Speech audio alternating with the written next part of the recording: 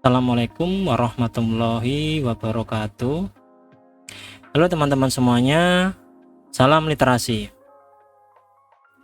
Terima kasih sudah berkunjung kembali di channel Agung Prastio ini. Pada video kali ini saya akan sharing tentang salah satu proyek pribadi saya, yaitu DDC 23 berbahasa Indonesia yang dipergunakan di ePrint. Jadi nanti teman-teman bisa menggunakan subjek klasifikasi ini secara gratis. Bisa dipakai di ePrint yang sudah ada ataupun mau ePrint yang baru, monggo silahkan ya. Jadi klasifikasi DDC 23 ini saya buat berpedoman dari DDC 23 summary dari OCLC, jadi dari sumber yang resmi ya. Lalu karena DDC ini berbasis bahasa Indonesia, maka saya ingin lebih fokus pada klasifikasi bahasa dan kesusastraan Indonesia. Nanti di file yang teman-teman bisa unduh di blog saya di agungprastio.net, nanti pada kelas 490-an dan kelas 590-an, maaf, di kelas 890-an ya, kelas bahasa itu di kelas 490-an, di kesusastraan itu di kelas 890-an, itu nanti ada ada klasifikasi yang lebih detail ya untuk dua klasifikasi tadi. Saya mengacunya untuk dua klasifikasi tadi itu mengacu pada buku klasifikasi bahasa dan kesusastraan Indonesia menurut DDC edisi 23 terbitan dari Perpustakaan Nasional tahun 2013. Ini adalah repositori lokal saya. Saya akan coba login di sini.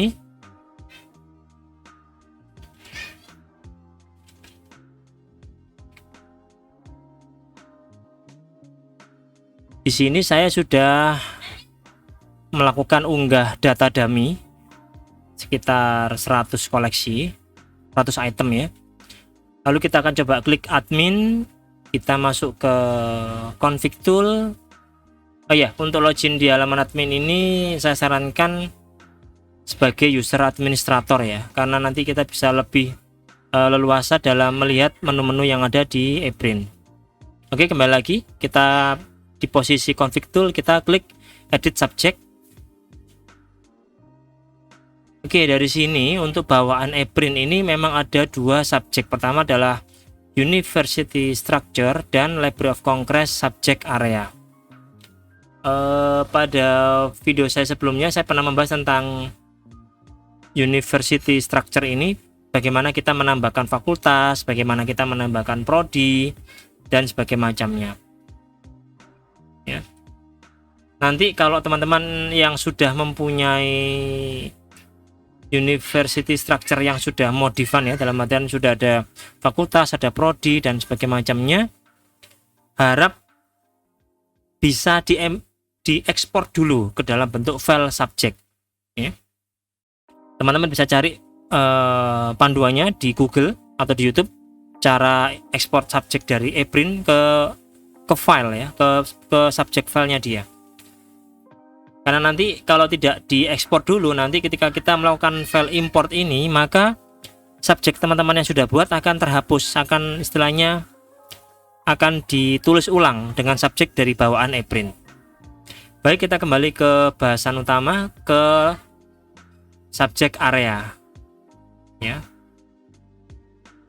Oke, di sini kita akan coba masuk. Bawaan ePrint ini kita bisa lihat LOC ini punya tipe klasifikasinya dari mulai huruf A hingga huruf Z ya.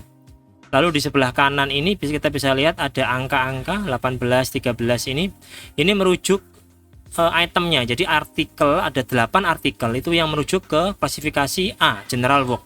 Kemudian 13 item atau koleksi merujuk ke filosofi, psikologi, religion ya, dan seterusnya. Nanti teman-teman ketika nanti kita akan import subjek, ketika kita akan import subjek DDC 23 itu, maka semua item atau koleksi yang sudah pernah teman-teman unggah itu akan hilang pada bagian subjeknya ya. Jadi teman-teman harus melakukan edit ulang terhadap semua item yang sudah pernah diunggah di ePrint. Karena itu tadi saya jelaskan di awal bahwa di blog saya juga saya jelaskan bahwa untuk instalasi DDC23 ini direkomendasikan itu untuk ePrint yang masih baru, dalam artian masih baru install, atau untuk ePrint yang koleksinya tidak terlalu banyak, mungkin di kisaran 100 hingga 200 koleksi mungkin ya, karena nanti 100 atau 200 koleksi tadi harus diedit secara satu persatu dan diarahkan ke subjek yang baru. Karena itu kalau sudah koleksinya sudah punya 3000 item gitu ya, apakah boleh pakai DDC ini? Ya boleh, silahkan. Hanya saja nanti harus melakukan edit satu persatu. Baik teman-teman, kita akan langsung saja melakukan proses instalasi subject filenya. Untuk subject file ini memang untuk melakukan importnya kita harus melalui command line ya dari servernya. Saya akan buka di sini, ini reconnect lagi. Saya akan coba besarkan dulu.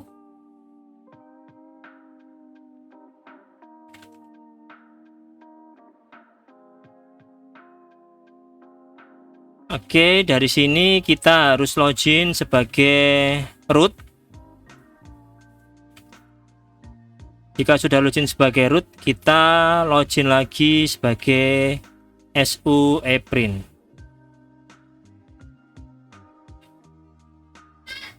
Enter. Ya, posisi kita kalau sudah seperti ini, kita ketikkan CD kemudian enter. Kita bisa lihat posisi printwork directory kita. Ya, ePrint harus berada di /usr/share/ePrint ya, pwd. Baik, dari sini kita akan lihat file subject file dari repo kita. Ya teman-teman, di sini kita bisa lihat di dalam archive itu ada folder namanya repoku. Repoku ini adalah archive ID ya. Jadi nanti satu ePrint itu bisa memiliki lebih dari satu archive ID. Di sini saya menggunakan repoku, mungkin di tempat teman-teman bisa berbeda namanya ya. Di sini saya juga membuat backup terhadap subjek bawaan dari ePrint. Jadi saya buat subjek main asli, jadi saya buat backupnya. Baik, kita akan coba lihat ya teman-teman. Nano archive repoku cfg subject. Di dalam file subject ini ada dua bagian. Pertama adalah organizational structure. Ini default ya teman-teman ya. Berarti ini subject default bawaan ePrint ya. Ada dua, organizational structure dan Library of Congress subject. Organizational structure ini itu bawaan ePrint. Jadi kalau teman-teman sudah melakukan modifikasi dari division, dari struktur organisasi, maka ini harus diganti dengan bawaan ePrint milik teman-teman sendiri. Jadi nanti cari panduannya di internet, cara ekspor subjek ePrint ke bentuk filenya, itu ada panduannya. Jadi nanti harus detail masukkan di sini juga ya, dimasukkan ke sini juga. Kalau sudah, tapi kalau memang teman-teman masih pakai bawaannya ePrint ya berarti ini tidak usah diganti. Tapi kalau sudah pernah dirubah, maka harus menggunakan subjek division ini menggunakan yang paling baru karena teman-teman sudah pernah melakukan modifikasi. Kemudian kalau sudah dilakukan ekspor dari division punya teman-teman sendiri, selanjutnya adalah kita mengganti dari LOC. Kita bisa lihat di sini filenya.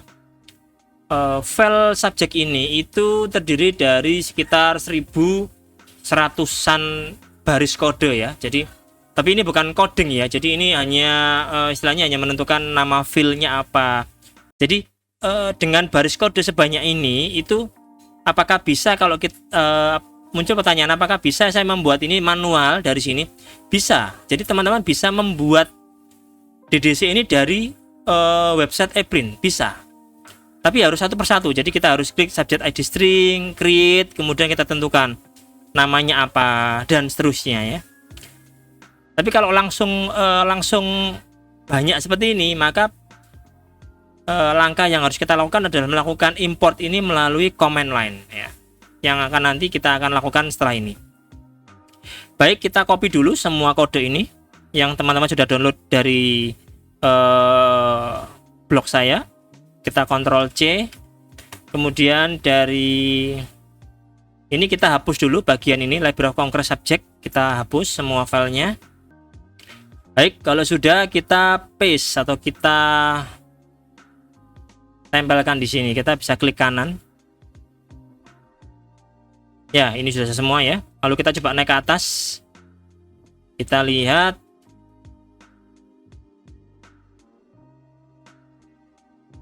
Oke, ini sudah masuk klasifikasi DDC 23 bahasa Indonesia. Jadi yang ada pagar-pagar ini berarti hanya komen ya, hanya ini tag untuk komen, tidak untuk diproses eksekusi nanti.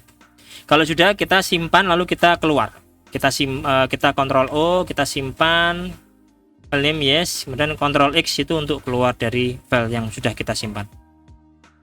Baik, selanjutnya kita akan melakukan proses import. Sekali lagi saya informasikan, kalau teman-teman melakukan proses import ini, pastikan bahwa subjek untuk division dan subjek untuk subjek, jadi subjek untuk fakultas dan subjek untuk klasifikasi itu sudah benar.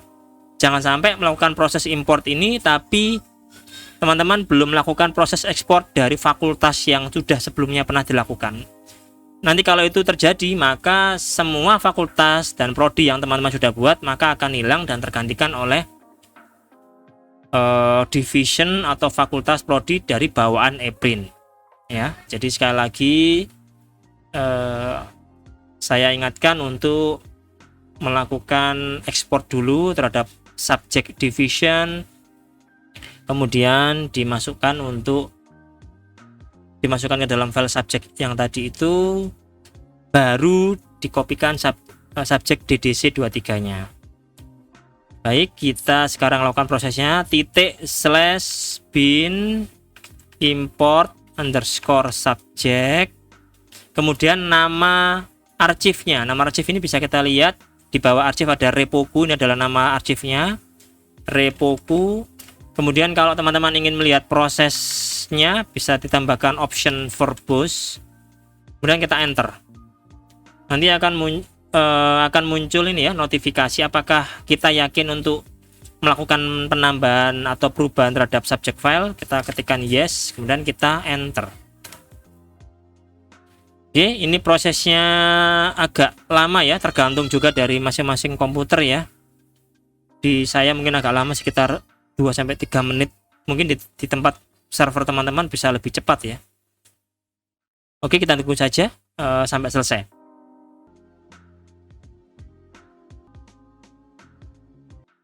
Oke teman-teman, ini proses import subjeknya sudah berhasil. Dari sini sebenarnya jika tidak ada masalah berarti proses import itu sukses ya. Ini bisa kita lihat subjek-subjek yang dilakukan import ya. Dari sini kita sekarang akan cek di ePrint-nya, di Webbase-nya. Nah, ini sekarang kita akan coba refresh. Oke, ini klasifikasi sudah berubah menjadi Decimal Dewey edisi 23 bahasa Indonesia. Di sini kita bisa lihat angka-angka yang di sebelah kanan tadi hilang ya, 0000. Tapi di sini ada 2, ilmu pengetahuan dan 1 di seni dan rekreasi. Ini karena sebelumnya saya sudah melakukan percobaan, jadi ada 3 item yang saya pindahkan ke DDC 23. Jadi ini sudah ada 3 koleksi, tapi yang lain hilang semua ya. Yang tadi jumlahnya ada 18, ada 3 tadi hilang semua.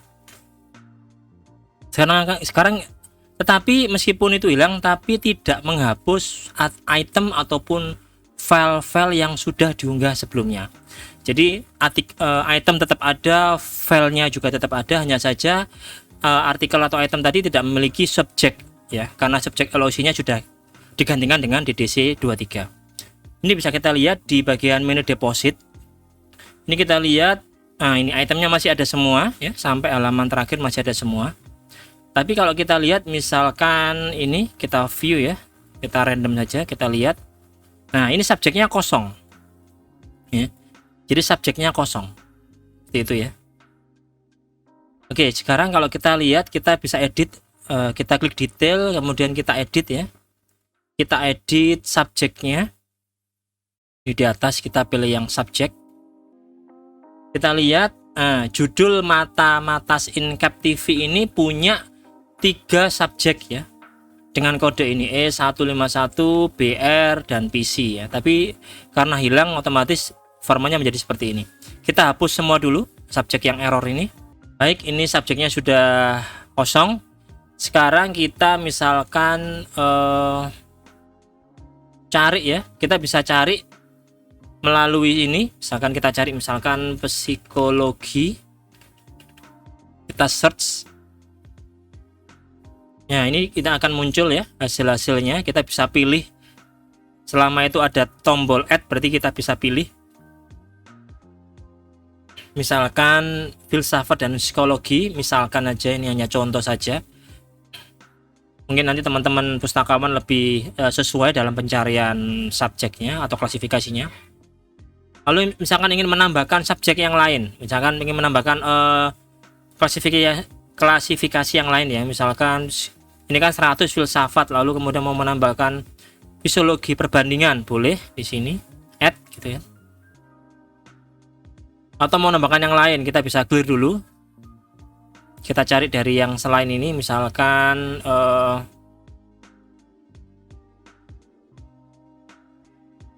etika dan filsafat gitu misalkan ya.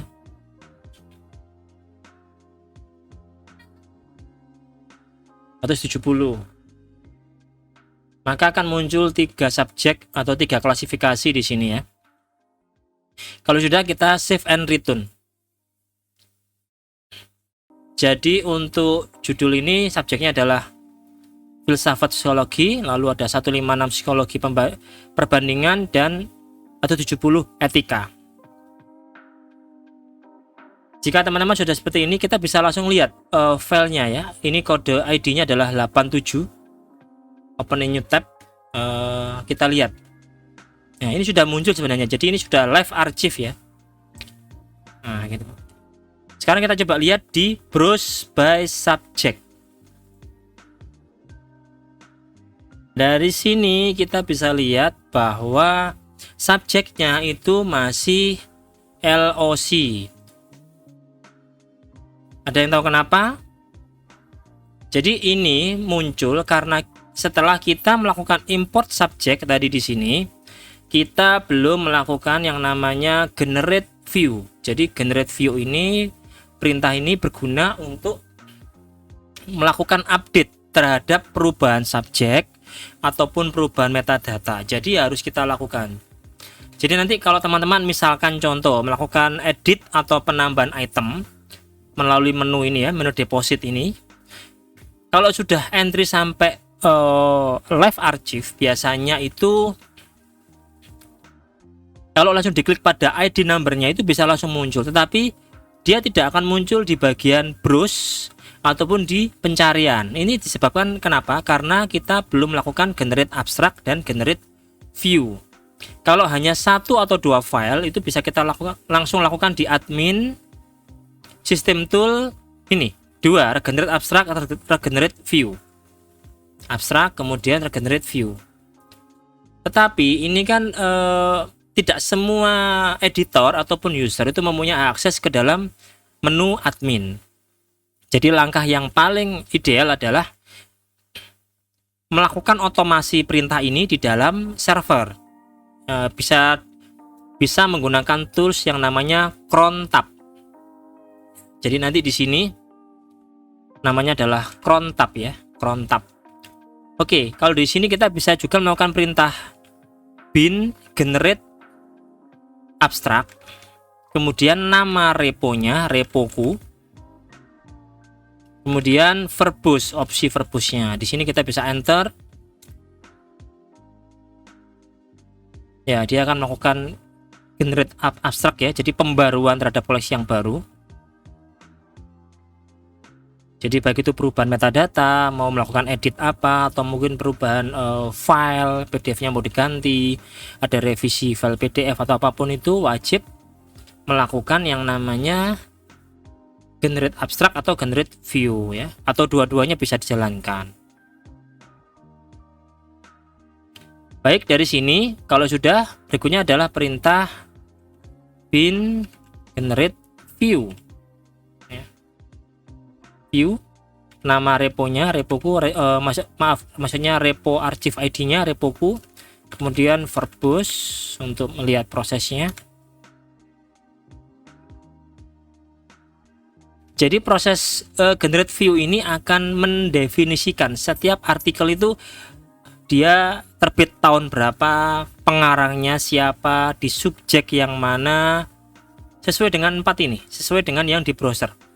Berdasarkan tahun, berdasarkan subjeknya, berdasarkan fakultasnya atau divisionnya, kemudian berdasarkan author, pengarangnya. Ini bisa kita lihat di sini. Oke, sudah. Sekarang kita akan lihat, kita browse by subject. Nah, sekarang di sini sudah berganti semua subjeknya menjadi klasifikasi di Decimal Dewey edisi 23. Ada 3 koleksi ya. 3 koleksi itu terdiri dari 1 di kelas 100 dan 2 di kelas 500. Ya, seperti itu. Kalau kita misalkan mau lihat ilmu pengetahuan ini, lalu dia masuk lagi ke dalam, ada ilmu hewan, zoologi 590, ilmu hewan lagi. Nah, di sini ada 2 dokumen. Oke, jadi saran saya, jadi minta tolong kepada staff IT-nya untuk ini ya. Jadi ada 3 perintah yang harus dilakukan setiap malam. Jadi cd bin. Di sini teman-teman bisa lihat, jadi yang harus dilakukan tiap malam adalah generate abstrak, kemudian generate static, dan generate view. 3 perintah ini itu